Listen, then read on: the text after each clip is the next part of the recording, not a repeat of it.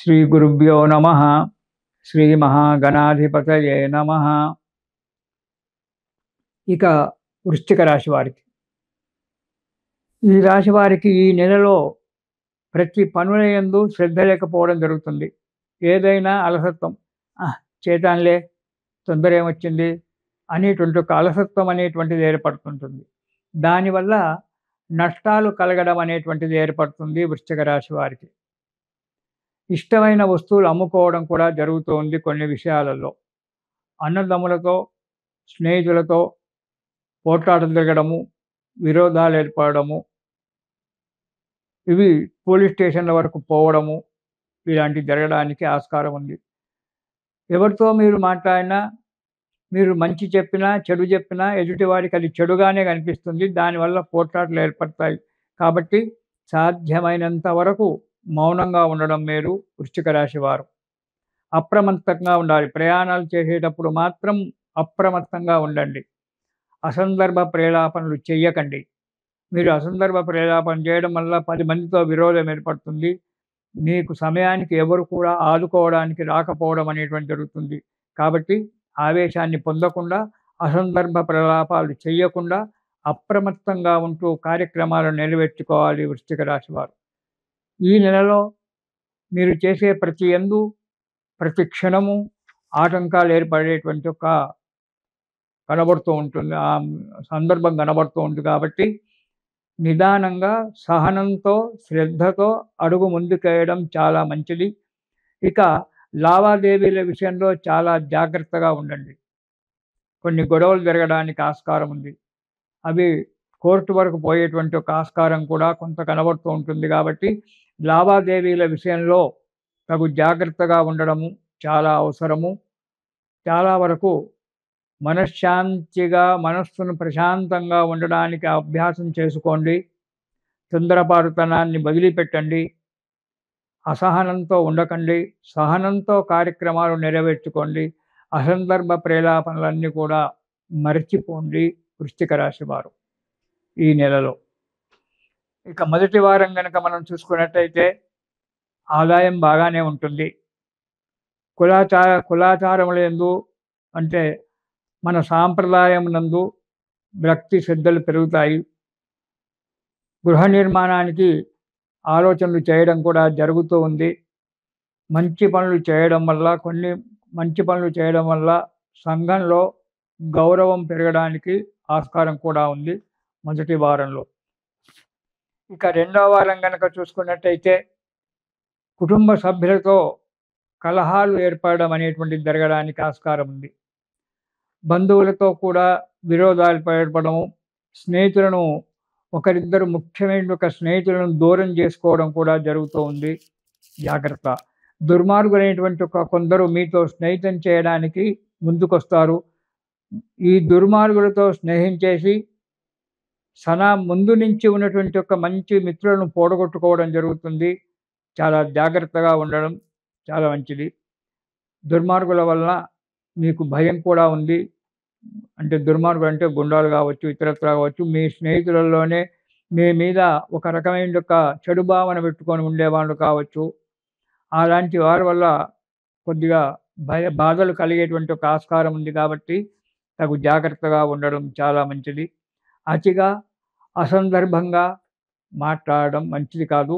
మౌనంగా ఉండడం చాలా శ్రేయస్కరంగా ఉంటుంది వృశ్చిక రాశి వారికి. ఇక మూడవ వారం కనుక చూసుకున్నట్టయితే కొన్ని అనుకోని ఆపదలు రావడం జరుగుతూ ఉంటుంది. కొన్ని అశుభ వార్తలు కూడా వినడం జరుగుతుంది.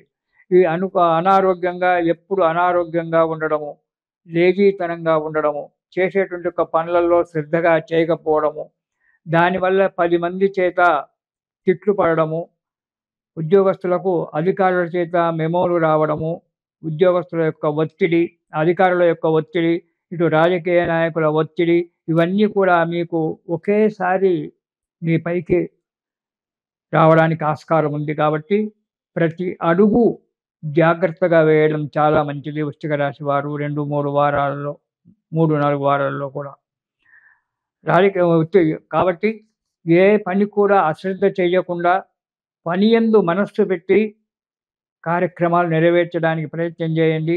నెరవేర్చండి, శుభాన్ని పొందండి. ఇక 4వ వారం యత్నించినటువంటి యొక్క కార్యాలు కొన్ని భంగం కావడానికి ఆస్కారం ఉంది. కొన్ని మంచిగా జరగడానికి కూడా ఆస్కారం ఉంది. మీకు ముఖ్యమైన స్నేహితులు ఒకరిద్దరు ఉంటారు. ఆ స్నేహితుల యొక్క సలహాలు తీసుకోండి. మీ తల్లిదండ్రులు, భార్యాబిడ్డల యొక్క సలహాలు తీసుకొని బాగా ఆలోచించి అప్పుడు గాని అడుగు ముందుకేయండి కార్యక్రమాలకు. లేకుంటే కార్యక్రమం భంగం కావడానికి ఆస్కారం ఉంది. ఎప్పుడు మనస్తాపము. ఒక కార్యక్రమం భంగమైనట్టయితే మనస్తాపమే ఉంటుంది కదా! మన ఆత్మ, మన మనస్సు మనకు చెప్తూనే ఉంటుంది. తప్పు చేస్తున్నావురా నాయనా! తొందరపాటు పనికిరాదు అని చెప్పి ఎప్పుడు బెదిరిస్తూనే ఉంటుంది. కానీ మన మనస్సు మాట మనం వినంగలా? మనం చేసేది మనం చేస్తూ ఉంటాం. అస్థిర బుద్ధి ఏర్పడుతుంది. స్థిరమైన బుద్ధి లేకపోవడము. దానివల్ల కొద్దిగా అనారోగ్యం ఏర్పడడము వస్తుంది. స్త్రీ వలన కష్టాలు రావడము వస్తుంది. స్త్రీ వలన అంటే భార్యే కావచ్చు, తల్లే కావచ్చు, ఇతరత్ర బంధువులలో మీ బంధువులలో స్త్రీలే కావచ్చు, లేదా పరస్త్రీయే కావచ్చు.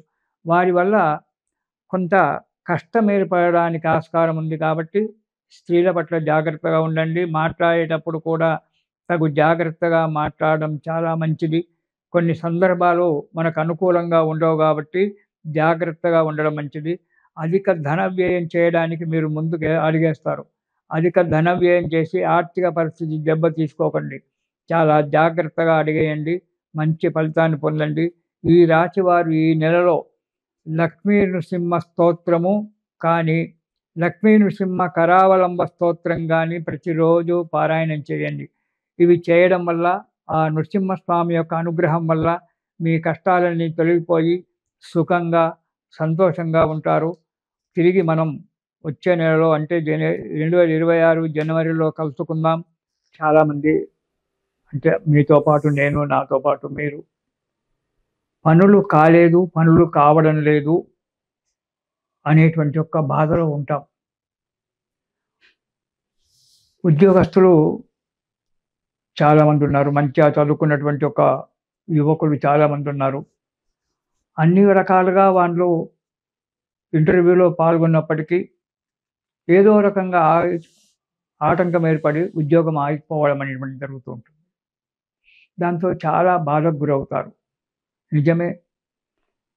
ఒక వయసు వచ్చినప్పుడు ఉద్యోగం చేస్తూ ఉంటే తండ్రికి తోడుగా ఉండడము, కుటుంబానికి సహకారిగా ఉండడం అనేటువంటిది జరుగుతూ ఉంటుంది. మరి అలాంటప్పుడు ఏం చెయ్యాలి? మంచిగా చదువుకుంటారు. ఇంటర్వ్యూ కూడా అన్నీ కరెక్ట్‌గా చేస్తారు. ఏదో చిన్న విషయంలో మనను ఆ వ్యక్తి రిజెక్ట్ చేస్తాడు. ఏ కార్యక్రమానికి ముందు అడుగులేసినా కార్యక్రమం జరగదు. ఆటంకాలు ఏర్పడుతుంటాయి. మరి ఇలాంటప్పుడు ఎట్లా? దానికి ఏం చేస్తే బాగా ఉంటుంది? అనేటువంటి ఒక ఆలోచన వస్తుంది. 10 మంది జాతకవేత్తల దగ్గరికి వెళ్తుంటారు. ఒక్కొక్కరు ఒక్కొక్క రకంగా చెప్తుంటారు. ఇది చేయండి, అది చేయండి అని. కొందరు చిన్న చిన్న సలహాలు చెప్తారు. కొందరు డబ్బు ఖర్చు పెట్టి ఈ హోమంలో పాల్గొనండి, ఆ యజ్ఞంలో పాల్గొనండి, ఈ యజ్ఞంలో పాల్గొనండి అని చెప్పి డబ్బు ఖర్చులు చెప్తారు. మరి ఇవన్నీ చేయడం మనకు ఇదా? చెయ్యాలి. దైవ కార్యక్రమాలు చెయ్యాలి. కానీ అతిగా పోకుండా మనం సాధ్యమైనంత వరకు ప్రయత్నం చేసి చిన్న చిన్న కార్యక్రమాలలో, చిన్న చిన్న ఉపాయాలలో మనం కార్యక్రమాన్ని నెరవేర్చుకోవడం చాలా మంచిది. లలితా త్రిపుర సుందరిదేవి అందరికీ తెలుసు. ఆమె మహా త్రిపుర సుందరి. ఆమె దగ్గర రాజమాతంగిని దేవి ఉంది. ఆమెనే రాజశ్యామల, రాజశ్యామలనే రాజమాతంగిని. ఆ రాజమాతంగిని దేవి ఉంది. ఆమెకు మంత్రిని. మంచి సలహాలు ఇచ్చేటువంటి ఒక రాజమాతంగిని దేవి. ఆమెనే రాజశ్యామల అని కూడా అంటాం. ఈ రాజమాతంగిని దేవిని గనక మనం ప్రతిరోజు ఆమెను కీర్తించినట్టయితే లేదా ఆమె యొక్క నామాన్ని స్మరణ చేసినట్టయితే ఎంతో ఫలితం కలుగుతుంది. చిన్న మంత్రం, ఓం శ్రీం రాజమాతంగిని శీఘ్రం కార్యసిద్ధిం కురు కురు స్వాహ. ఓం శ్రీం రాజమాతంగిని శీఘ్రం కార్యసిద్ధిం కురు కురు స్వాహ. ఈ మంత్రాన్ని గనక ప్రతిరోజు 108 సార్లు, అంటే ఒక మాల, జపమాలలో ఒక మాల 108 సార్లు జపం చేసినట్టయితే ఉద్యోగం రాని వారికి ఉద్యోగం రావడము, అనుకున్న చోటికి బదిలీ కావడము, చేసే కార్యక్రమంలో చక్కగా నెరవేరడము జరుగుతూ ఉంటుంది. సుఖంగా సంతోషంగా కాలాన్ని గడుపుదాం. ఇది శుభం.